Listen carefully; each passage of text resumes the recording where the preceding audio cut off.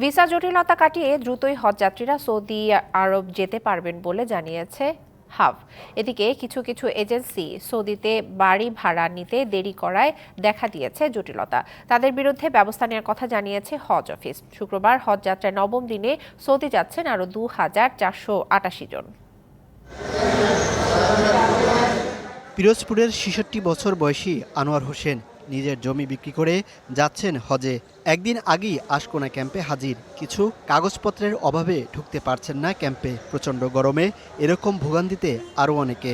গত বছর যে টাকা বাড়ি ফেলাইছে এই জন্য গত বছর যাইতে পারিনি। এবছর জমি বিক্রি করে আল্লাহ যদি নেয় যাও। চোখে মুখে উচ্ছ্বাস নিয়ে হজ ক্যাম্পে এসে বিমানে ওঠার অপেক্ষায় অনেকে। আমার অনেক বছর ধরিয়া হজে যাওয়ার জন্য আমি নিয়ত করেছি, কিন্তু আমার জমি বিক্রি করা টাকা দিয়ে আমি হজে যাচ্ছি। এবছরই নিবন্ধন করছি, আল্লাহ কবুল করছে। আমাদের ভিসা কার্যক্রম সঠিকভাবে হয়েছে, আমাদের কোনো সমস্যা নেই। আমি প্রথমবারের মতন হজ যাচ্ছি, আল্লাহর রহমত।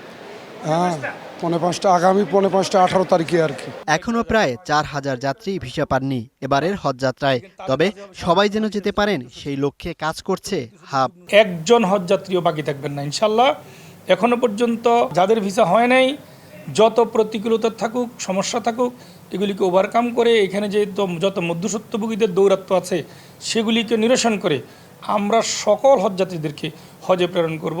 এদিকে হজযাত্রায় গাফিলতির অভিযোগ পাওয়ায় এজেন্সিগুলোকে ডেকে সমাধানের চেষ্টা করছে হজ অফিস। এজেন্সিগুলো তাদের সবচেয়ে বড় দুর্বলতা আছে, তারা বাসা ভাড়ার ব্যাপারে এখনও তারা ফাইনাল কোনো অবস্থানে পৌঁছাতে পারেনি। আজকের মধ্যে যেন বাসা ভাড়া করে কালকে ধর্ম মন্ত্রণালয় জানান।